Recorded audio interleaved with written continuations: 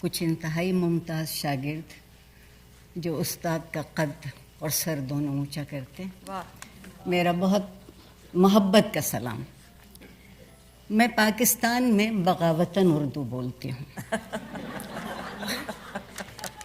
New York میں اس لیے اردو بول رہی ہوں کہ اگر لاہور سر کے بل چل کے نیو یارک آتا ہے تو کم از کم اردو تو سر اٹھا کے کھڑی ہو سکے۔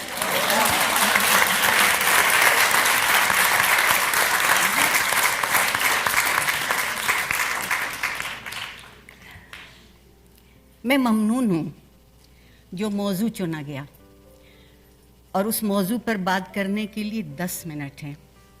پاکستان کی جو جرائم کی دفعہ ہے اس میں 10 بہت خطرناک ہوتا ہے،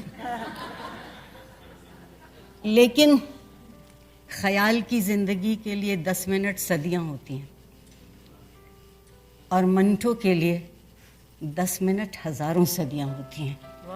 اس لیے کہ وہ شخص ہے کہ جس بات کو کہنے میں لوگ صفحے کالے کر دیں وہ 2 لفظوں میں کہہ کے بات کو ختم کر دیتا ہے۔ اس نے اپنی کہانی کے لیے خود کہہ دیا کہ کہانی تو خدا لکھتا ہے، منٹو صرف آخری فقرہ لکھتا ہے۔ یہ دراصل اشارہ ہے کہ جہاں سیاست زندگی کے بخیے ادھیڑتی ہے وہاں ادب انسانیت کے لیے تعلق کا ٹانکا لگاتا ہے۔ کیا بات!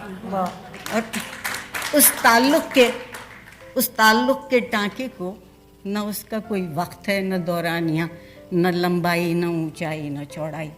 اس کی ایک تاثیر ہوتی ہے، اس کی ایک حس ہوتی ہے۔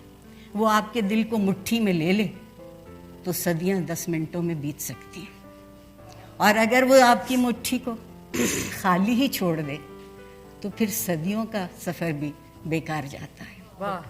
منٹو کے ساتھ چلنے والا کوئی قدم بیکار نہیں اٹھا سکتا، وہ مار ڈالے گا۔ وہ مار ڈالے گا، اس لیے مار ڈالے گا کہ انتہائی حساس اور انتہائی ذہین افسانہ نگار ہے۔ میں اس کو دنیا کے بڑے افسانہ نگاروں میں بلا خوف شریک کرتی ہوں۔ بے شک۔ اس نے کمال یہ کیا کہ جو ایک معاشرے کا گھناؤنا پن ہے، ایک معاشرے کی منافقت ہے، ایک معاشرے کا دوغلا پن ہے، اس کو آئینہ دکھا دیا۔ ہم اپنی مسخ شدہ صورت دیکھنے کو تیار نہیں ہوتے۔ خود پہ تو غصہ نہیں کیا، سارا عتاب منٹو پہ اتار دیا۔ اڑیاں نگاری کرتا ہے، فحاشی کرتا ہے۔ کیا لطف کی بات ہے کہ اڑیاں معاشرہ ہو جائے، فحش معاشرہ ہو جائے، لیکن ذمہ دار صرف لکھنے والا ٹھہرے گا۔ یہ ہمیں بہت اچھا گر آتا ہے کہ ہم اپنے گناہوں کا بوجھ ہمیشہ کسی معصوم کے دامن میں ڈالتے ہیں۔ میں منٹو کو انتہائی معصوم شخص سمجھتی ہوں۔ ہم نے اس کو یہ کہہ کے رد کر دیا کہ اس کے افسانے غیر اخلاقی ہیں۔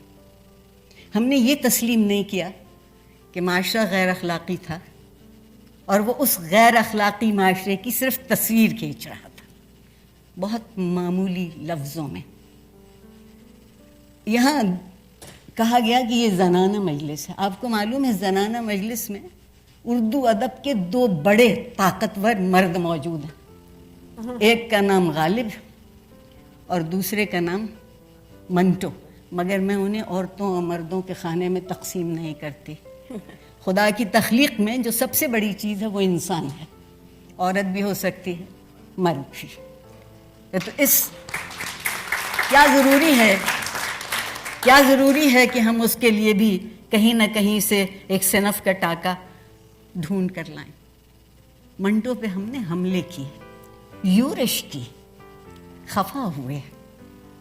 منٹو کو الزام دیا کہ تم گندے ہو، تم بری باتیں کرتے ہو۔ قرۃ العین حیدر نے افسانہ لکھنا شروع کیا تو انہوں نے کہا کانوینٹ میں جانے والی لڑکی پوم پوم ڈارلنگ۔ اسمت چغتائی کے ہاں جو ایک انتہائی زبردست جرأت تھی کہ وہ پورے معاشرے کو للکار سکیں تو ان کو قرۃ العین حیدر نے یاد کیا کہ اردو افسانے کی لیڈی چنگیز خان. منٹو کے لیے کیا کہیں گے؟ ایک حساس دل جو اس بات میں یقین رکھتا ہے کہ انسان نے اپنے ضمیر کو جس طرح مسخ کیا ہے اس کی ایک مسخ شدہ تصویر دکھا دی جائے. اور اس مسخ شدہ تصویر سے سب سے زیادہ جو خفا ہوتا ہے وہ یہاں تو شاید اتنا بامانی لفظ نہ ہو، میرے معاشرے میں بڑا بامانی لفظ ہے، وہ ملا ہے.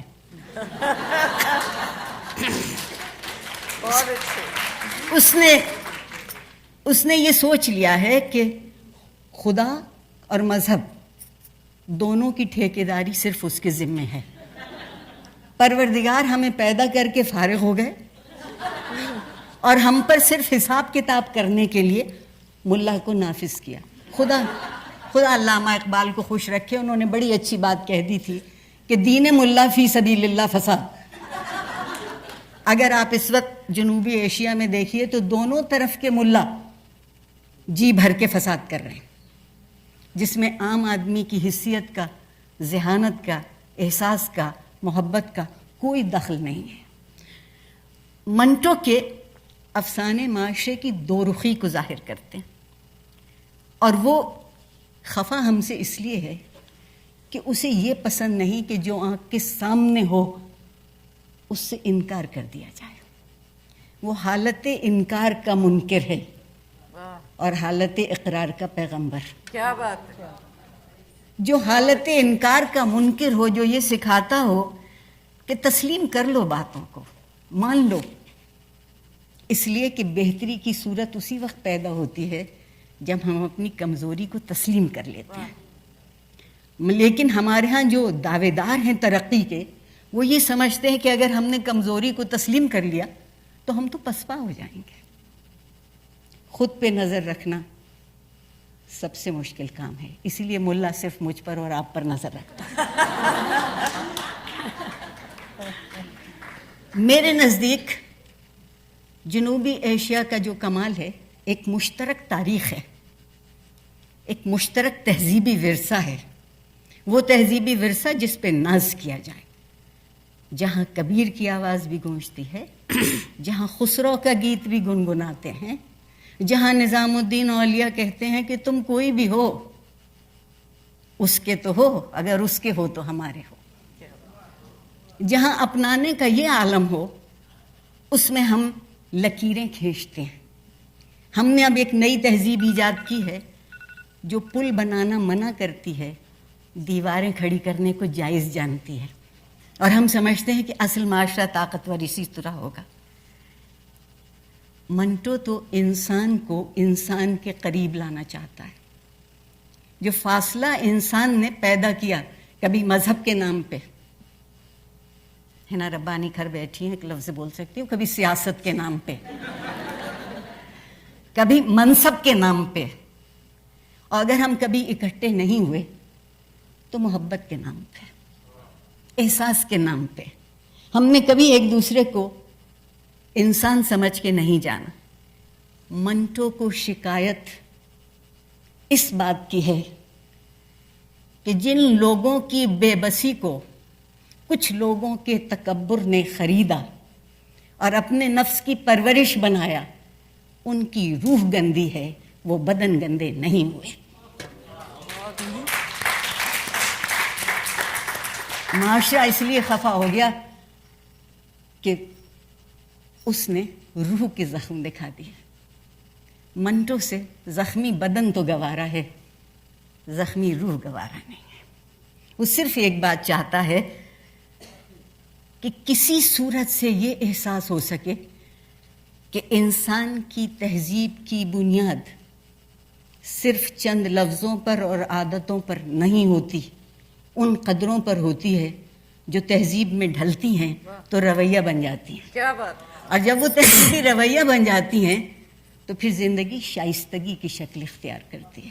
بہت اچھا. ہم آج جس سماج میں زندہ ہیں وہ یہ کہتا ہے کہ شائستہ ہونا تو کمزور ہونا ہے.